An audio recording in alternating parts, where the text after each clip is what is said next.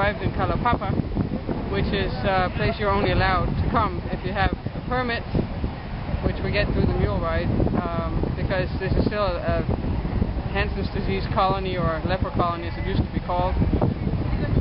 And I think the trail was, part of the trail has to do with paying penance for those of us who don't regularly do it. I'm seeing a lot of sore butts right now around here.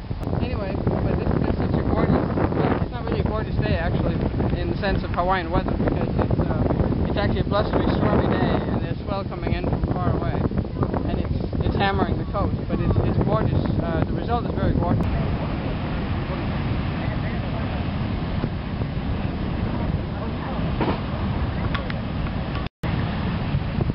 So just to reiterate, the trail was down these cliffs, 1,700 feet in about an hour and 20 minutes, hour and a half. So that's a pretty good rate of decline, as some people seem to have discovered. Anyway, whoa, look at that.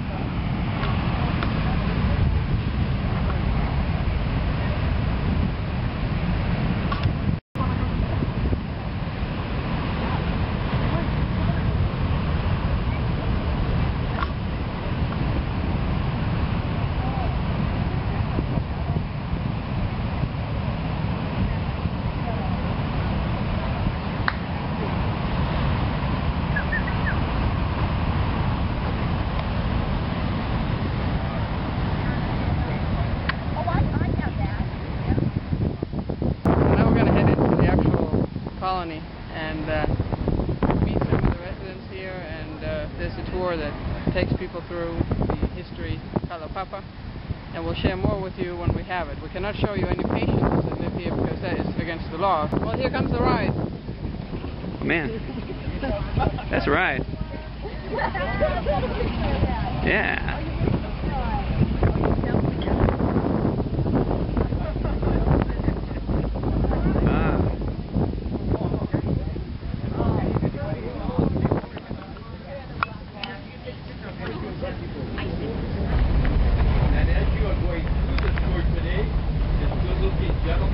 Where the boys and men patients live.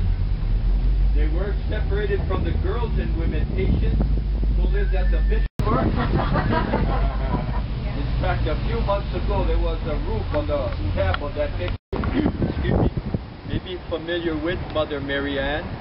In the summer of 2005, Mother Mary Ann was formally honored in Rome with a ceremony that elevated her from the first step in sainthood to the second step, which is blessed. Blessed Mary Ann Pope is her current title. In the Catholic Church, they have this process called sainthood, and its sainthood process, among other things, involves 3 steps. First step is venerable, second step is blessed, and the third step is saint.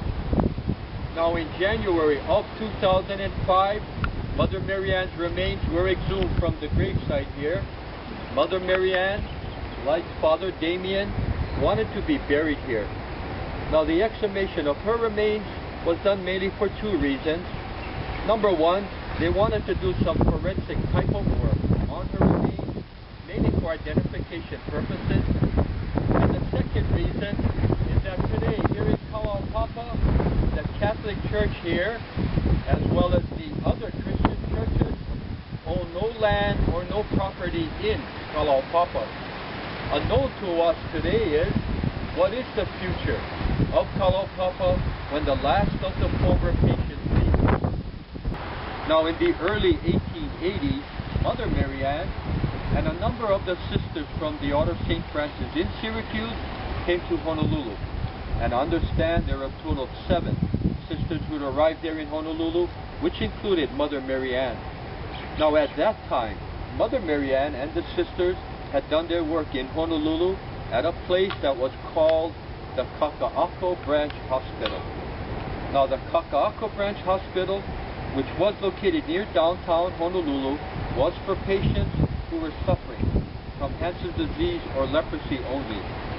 And at the hospital, they had an orphanage there because the children were separated from the adults. Now, about a year before Father Damien had passed away, which was in 1889, Mother Mary Ann and two of the sisters came from Honolulu here to Kalaupapa. Father Damien was very grateful and very thankful for the sisters coming here, because what that meant was that there would be someone to continue the work that Father Damien and others have started over in Kalaupapa. Now I keep pointing over to the east side of the peninsula, which is called Kalaupapa. Kalaupapa is where Father Damien did all of his work for the patients who had lived there. That was a location of the first settlement here on the peninsula, and that'll be your last stop on the tour today. Right now, we're on the west side of the peninsula, which is called Kalaupapa, which is the location of the second and present settlement.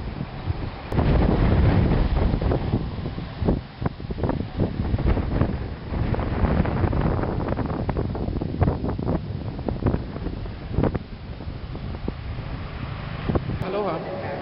So here we have a picture of Father Damien and a few lays to signify his importance. And he is going to be canonized this year, I think in April or something. We're in this church here in Kalaupapa, where you still have, local residents using the church, and they have their own little spots. So you can see the stuff hanging on the sides here. If you go this way, all the little prayer beads and things hanging off the side of the pews. There are about 40-something patients left, something rather. About 40-something patients left, and half of them on Honolulu in hospital. And I believe there was 3 of them are staying in the hospital here, which would leave about 20 residents living here left over. Well, former patients, since they're not contagious anymore and they're former patients anymore. But there are about 20 left here in Kalaupapa itself. So that's it for now.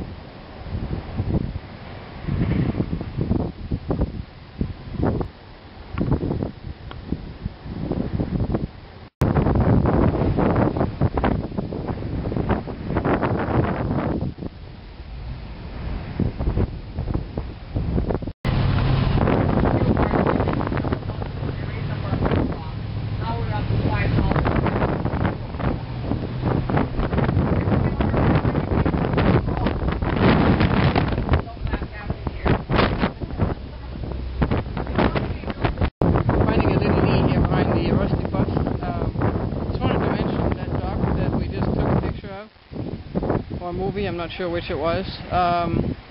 They get shipments in once a year on a barge that comes in, into that particular dock. So you got to order in advance if you need something, and if you don't, you have to wait a year to get whatever you need. So cars, everything non-perishable, cars, furniture, supplies, various, a new office machine from Costco, what have you. That's got to get on the barge. So this is pretty remote. Once you start having that kind of supply chain, you start looking like Barrow, Alaska.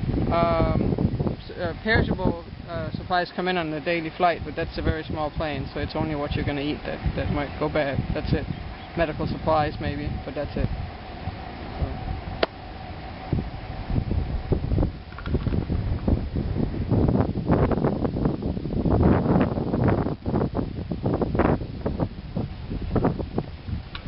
We just came across a mango tree, so we just want to show you what that is like. They're not ripe yet, they ripen in the summer, but the classic leaf on the mango tree is this sort. You can better see it over there. Those long, skinny leaves on very huge trees. That's a mango tree. I don't know what variety this is.